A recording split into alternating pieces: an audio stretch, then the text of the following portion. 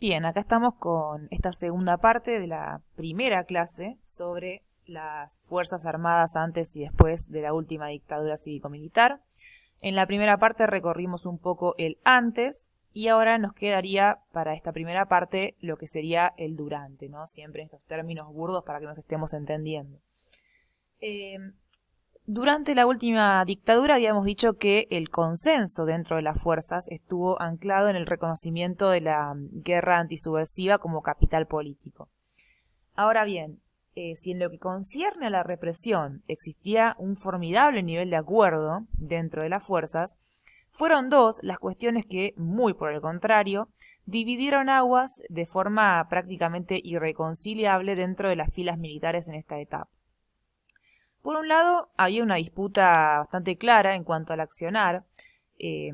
debía tomarse con respecto a la política y a la participación civil en el golpe. Estas rispideces se manifestaron de manera temprana, ya durante el gobierno de Videla,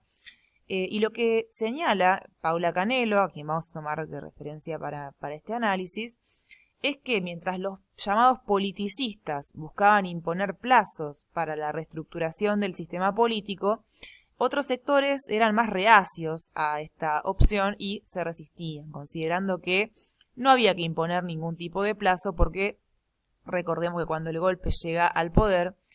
se plantea objetivos y no plazos justamente. En medio de estos debates surge el proyecto de conformar un partido militar, un movimiento de convergencia cívico-militar, en realidad, amplio, que actuara en un sistema político donde las Fuerzas Armadas fueran un árbitro suprapartidario. Este sería el Movimiento de Opinión Nacional, el MON. La resistencia de los sectores vinculados a partidos políticos mayoritarios que tenían diálogo con la dictadura, como ciertos sectores de la Unión Cívica Radical, hizo que este proyecto se quedara justamente en eso, un proyecto que nunca llegó a concretarse. Pero sin dudas la cuestión más espinosa y de compleja resolución que sacó a relucir los enfrentamientos más virulentos fue la de las políticas económicas aplicadas por el ministro de la dictadura José Alfredo Martínez de Oz. En este punto, algunos sectores que recogían viejos valores de largo alcance en la institución castrense cuestionaban el modelo implementado porque consideraban que atentaba contra el ideal de la nación en armas.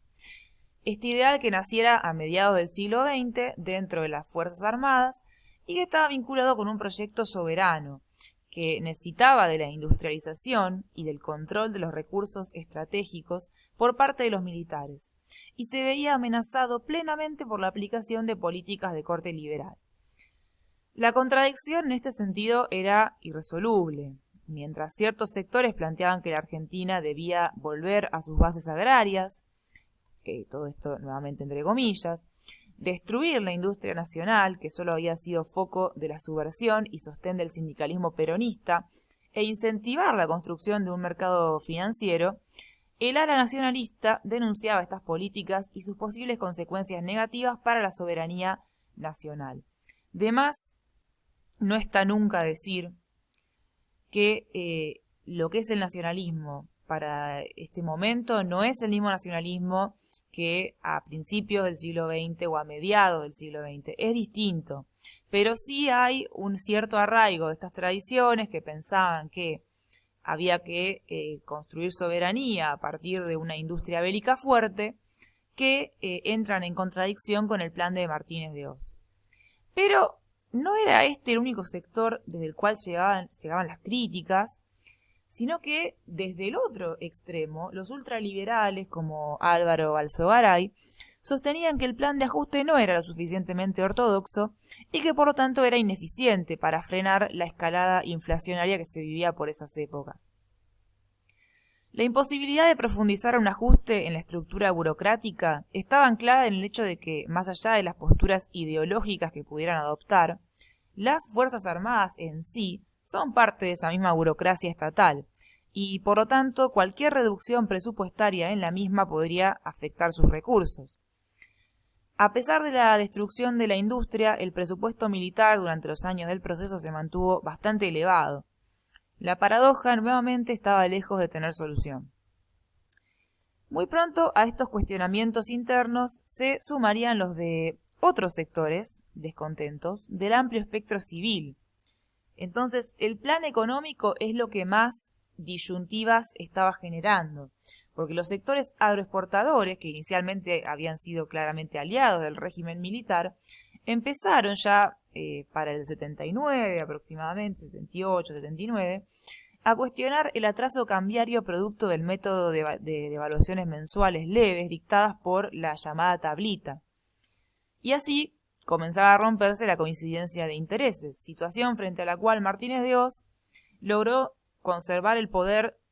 sorprendentemente o no, según la hipótesis de Schwarzer, su gran logro, su única virtud de su plan económico fue conservar el poder hasta 1980, logrando sostenerse varios años en el poder, porque era el único con contactos, con un acercamiento con el establishment lo suficientemente fuerte como para mantener esta situación. Entonces, decimos que el plan económico generaba problemas, rupturas, que la opción a tomar con respecto a la política generaba problemas y rupturas, y a todo esto se suma otro motivo de fricciones que se desprendía del choque de lealtades, la superposición de la autoridad de la Junta Militar por un lado y la de los jefes de cada una de las armas por otro. Las diferencias entre armas son muy importantes cuando se observan las Fuerzas Armadas.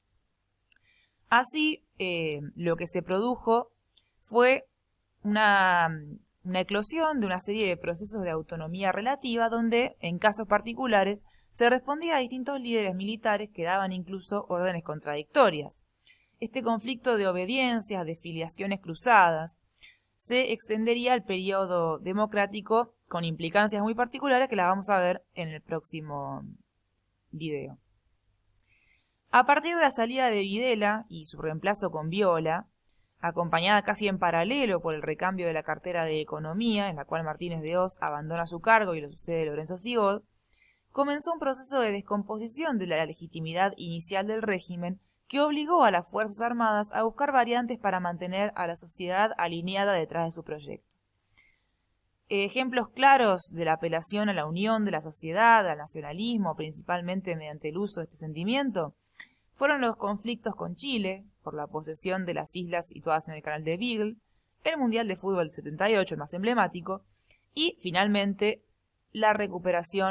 apuesta por la recuperación de las Islas Malvinas en el 82. Todos estos eventos le dieron al proceso breves momentos de renovación del consenso de la sociedad,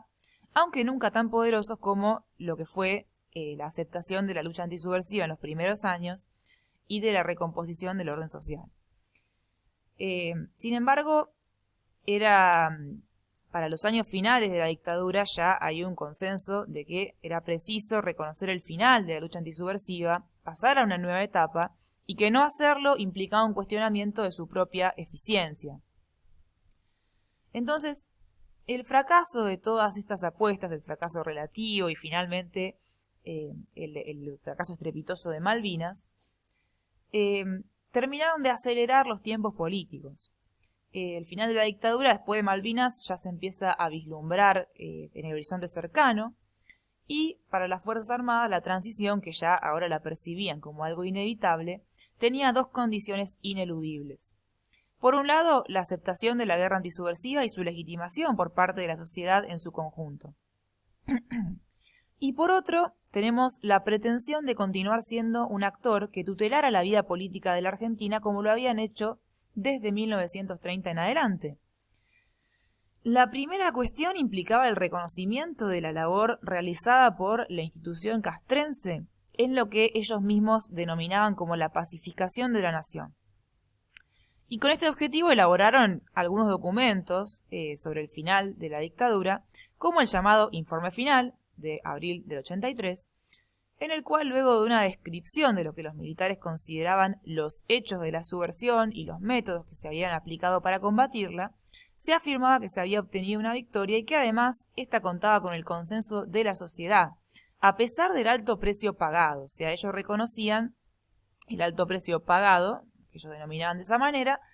pero también lo que querían dejar claro es que en su visión había sido la misma sociedad la que había golpeado la puerta de los cuarteles para llamarlos a la acción. También se dio a conocer el Acta Institucional, un documento en el cual la Junta establecía que las acciones contra el denominado terrorismo debían ser consideradas como actos de servicio y por lo tanto no eran punibles. Estas interpretaciones que contenían los documentos antes mencionados estaban ancladas en una explicación de carácter histórico, en la cual los castrenses sugerían que el reconocimiento de la amenaza de la violencia guerrillera surgida en la década del 70 justificaba plenamente la intervención de las Fuerzas Armadas.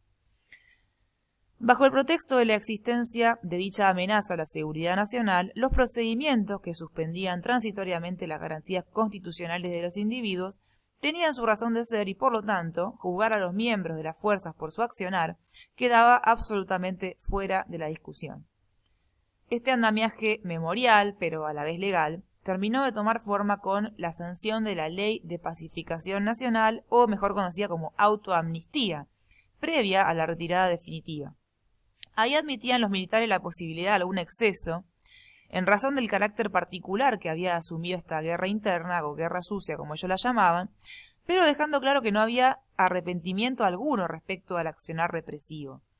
Sobre el pasado reciente se aseguraba que era preciso tener el equilibrio suficiente, esto ya en palabras textuales, para comprender lo ocurrido sin olvidar las circunstancias y responsabilidades que habían llevado a ese doloroso camino para no repetirlo. Y para completar todo este paquete de medidas, los militares ordenaron antes de su salida la destrucción de la documentación referida a la represión militar mediante el decreto 2726 del 83. Esta era la primera condición que habíamos mencionado. La otra era el intento de mantener el influjo sobre el sistema político que regularía a la nueva Argentina que ellos habían intentado construir. Si bien la posibilidad de que los partidos políticos, actores sociales y la sociedad en su conjunto aceptara el rol tutelar de las fuerzas se seguía estrechando sobre el final de la dictadura, los militares reivindicaban su accionar y sostenían que la democracia había sido ganada prácticamente por ellos, que ellos habían triunfado por la subversión y que por lo tanto para resguardar la seguridad nacional e impedir cualquier rebrote subversivo, tenían que mantener una posición de influjo en el sistema político. Y eso también para evitar, obviamente, las consecuencias del accionar represivo que después iban a venir de la mano del proceso de enjuiciamiento. Esto era lo único que, después de haber mencionado todas las rupturas, todas las disyuntivas que hubo, mantenía unidos a los generales que incluso habían sido rivales durante el proceso. En la salida, lo que los mantenía unidos era evitar los juicios, evitar las consecuencias de la represión y presentar un paradigma de la guerra donde las Fuerzas Armadas aparecieran como victoriosas. Esto nunca, ni siquiera recuperada la democracia, dejó de constituir el argumento más importante para defenderse de las acusaciones posteriores. En definitiva, para ir concluyendo, las Fuerzas Armadas se vieron divididas de manera constante a lo largo de esta etapa, tal como ocurrió hasta la dictadura. En el proceso de reorganización nacional ocurrió lo mismo. Si bien representó el punto más álgido de las expectativas castrenses de concretar su proyecto para sentar las nuevas bases de la sociedad argentina, alejada ya de los considerados males del populismo y del fantasma comunista, durante esta última apuesta hay que resaltar que tampoco existió unanimidad dentro de la institución. Después de sucesivos fracasos y conflictos, los intentos por rescatar la gloria militar en la Guerra de Malvinas, causa que unificó no solo a las fuerzas, sino también al conjunto más amplio de la sociedad, terminaron siendo infructuosos y llevaron a la aceleración de la descomposición del régimen. A partir de entonces, las decisiones tomadas en el proceso de transición a la democracia serían los nuevos motivos de controversia al interior de este actor, dentro del cual el único consenso mínimo, como ya lo hemos dicho, estaba representado por la reivindicación de la lucha antisubversiva. Seguimos entonces con él después en el próximo video.